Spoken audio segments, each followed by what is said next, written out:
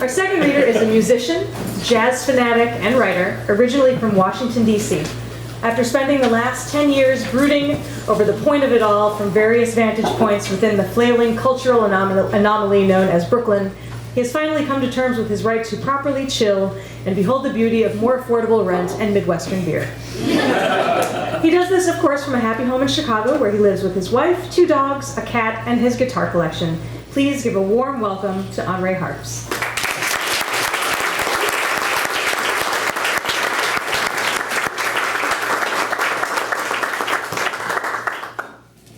Hey everyone, can you hear me? Yes. You have to pardon my nerves. This is actually my first time reading anything to anyone. So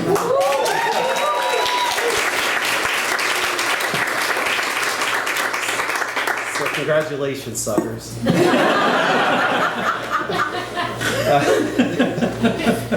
This is actually part of a larger collection that I was working on when I was living in New York, about living there. And it's just simply called The Bass Player. The studio apartment on the top floor of the walk-up was oppressive with heat. Lamont stood with his back to the window, his body propped against his bass. Sweat dripped from his face and his arms, and his mind was empty.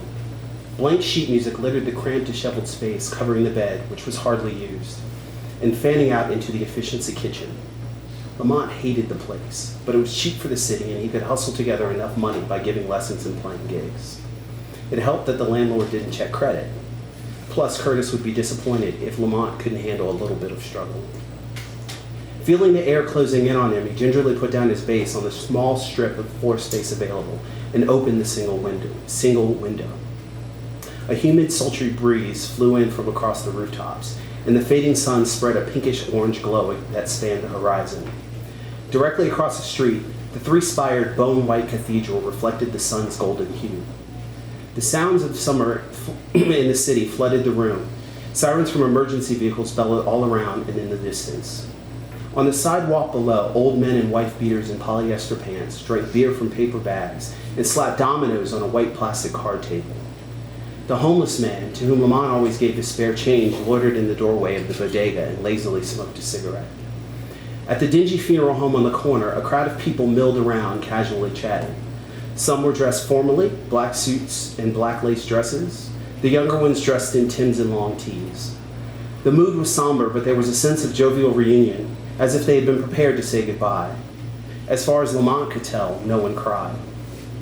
When his father called to give him the news, he too couldn't cry. His grief was washed aside with the impulse to return home immediately to his grief-stricken father, whose life's work was raising and shaping his 2 sons. Calmly, Lamont told his friends that he would be leaving to go home for the funeral, and that he would be back soon, and that he would be fine. He was gone for a week, and when he returned, his friends didn't notice any overt expression of despair. They admired his resilience. After all, what happened to his brother was an unspeakable tragedy. But in truth, Lamont's calm demeanor unnerved them, and given that some tragedies are best kept at a distance, they were happy not to probe too deeply into his feelings.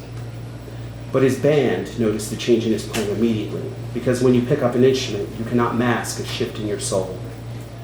At first, Lamont downplayed the effects.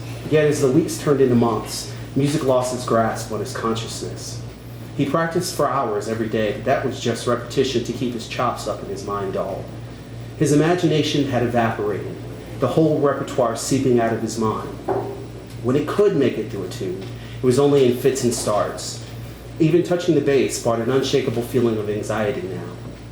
Soon, paralyzed with fear, Lamont began showing up to gigs late, sometimes never even showing up at all. But the band was forgiving, and Lamont desperately needed the money, so they all continued to suffer. Curtis had once been there to help. Though they were 5 years apart, people mistook them for twins, since Lamont was small for his age and Curtis large for his. Lamont brought home the bass in the 6th grade, and Curtis, not wanting to be left out of any of the fun, started picking at their father's beat-up piano shortly thereafter. For Curtis, music was almost preternaturally easy. He quickly mastered the instrument, and in a matter of months, played with a level of confidence and authority that would take Lamont years to develop. Lamont had to practice hard to keep up, but Curtis would patiently tutor his older brother, always offering advice and encouragement. While the other kids in the neighborhood spent their days playing sports and video games, Lamont and his brother sat in the basement and listened to their father's old Prestige and Blue Note records, reading the liner notes and imagining themselves to be the cool cats in the shadowy photos. As Lamont finished his last summer of music school, he promised Curtis that after graduation he would move to New York and become a pro like they had dreamed. He was excited for the day that Curtis would graduate from music school and move to the city. The brothers would take the jazz world by storm, heading Berlin or even the venerable Village Vanguard. Curtis was Lamont's life vest during the first few months in the city. They talked on the phone about every audition, every lesson, and every gig, every day.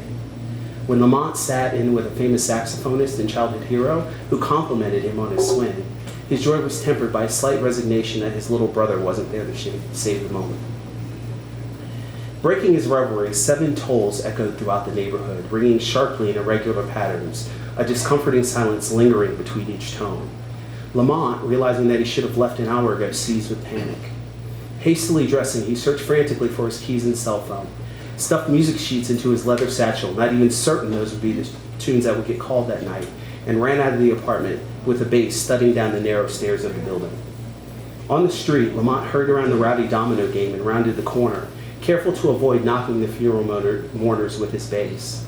As he drew closer to the station, he heard the rumble of the train and attempted to quicken his pace, but as he approached Knickerbocker Avenue, the number of people seemed to multiply spontaneously, and he felt like he was running in quicksand. He cut to the parking lot of the fast food restaurant and bounded the flight of stairs into the station. He had to plead with the ticket agent, who could barely be bothered to look up from his copy of the Daily News, to let he and the instrument that was just as big as he was through the gate. Sprinting up the second set of steps and almost crashing into a young mother carrying a stroller, he came onto the platform just long enough to see the train's red brake lights as it pulled towards the next station. He let out a loud curse and spent the next 10 minutes absentmindedly fuming and wondering why the fuck he was living in New York fucking City. The two-tone chime of the closing door snapped him out of his stupor. The next train stood in front of him, and he was stunned at not hearing it approach. By the time his body caught up with his eyes, he had to lunge towards the closing doors and pry them open, maneuvering he and his instrument into the non-existent space between the door and the massive riders. He heard someone he pressed up against say something about an asshole. He closed his eyes and hoped the trip into Manhattan would be quick. When the doors opened at West 4th Station, he was flooded by the racket of bucket drumming. He dashed off the train, ran through the crowd, and up the stairs 2 at a time, careful not to trip over the resident Hare Krishnas as they sang praise songs and solicited donations. Bypassing the line at the turnstile, he crashed through the emergency exit, setting off the blaring, oscillating siren. Behind him, he heard someone scream something about an asshole. As he came out of the station and up onto 6th Avenue, he ran into a woman walking by, nearly knocking her off the narrow sidewalk. "Watch where the fuck you're going," she shrieked, and went to continue cussing him out, but stopped short when she saw the pleading look in his wet eyes. She lowered his gaze and moved around him as he struggled to get an apology out of his throat. Saying nothing, he ran down Bleecker Street and turned onto Christopher Street and dove down the stairs into the club, the dank one that doubled as a table games joint. He hurriedly moved past the bar and towards the far corner of the room, towards a sullen 3-piece band who had no bassist.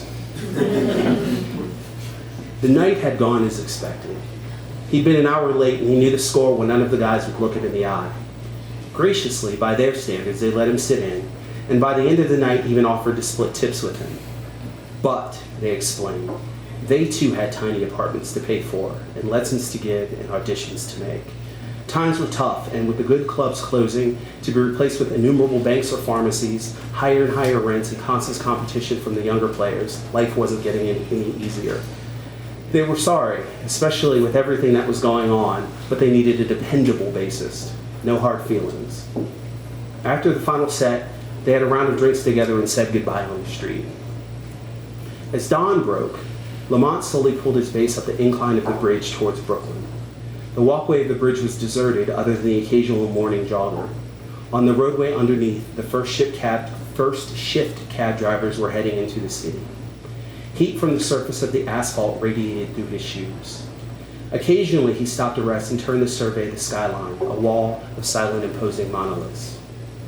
Towards the Brooklyn side, movement over the old sugar factory caught his eye. High in the expanse of morning sky, a flock of pigeons whirled above the rooftops. The birds flew in tight concentric patterns, swiftly spiraling upwards, and then splitting apart into 2 groups, only to merge again as they plummeted towards the ground in silvery waves. The birds were 50 feet above his head, yet he couldn't hear the flapping of their wings. On the rooftop above the flock, the pigeon keeper waved a white flag, and the birds moved in concert with him. The flyer had a look of peace across his face, and Lamont absorbed the scene and felt a sense of calm fall over him. Behind him, Lamont heard a tinny boombox playing El Conde, and turned to see a man on a bike with a glistening jet-black pompadour and mirrored glasses. From nose to lips sat a thick black mustache that seemed darker than his coiffed hair. Red, white, and blue streamers danced from his bike handles, and a Puerto Rican flag flew proudly behind. Lamont chuckled to himself. This is exactly the kind of character that Curtis would have loved. For a few long minutes, they stood near each other quietly and comfortably, mesmerized by the flight of the birds. "See that there?" said the pompadour, breaking his silence with a raspy accent. "He relates to those birds like they're him. If he's cold, they're cold. They're sick, he's sick. They can never leave each other." Fierce chill ran up Lamont's tired legs and up through his body. He felt lightheaded and felt like passing out. He leaned against his base to steady himself and turned to ask the man his meaning. But when he looked around, there was nothing but the skyline and the fog burning off in the hot morning sunshine. Dazed, Lamont walked the rest of the way back to his place, and removing the base from his bag, practiced until evening, when he collapsed in a dreamless sleep. Thank you.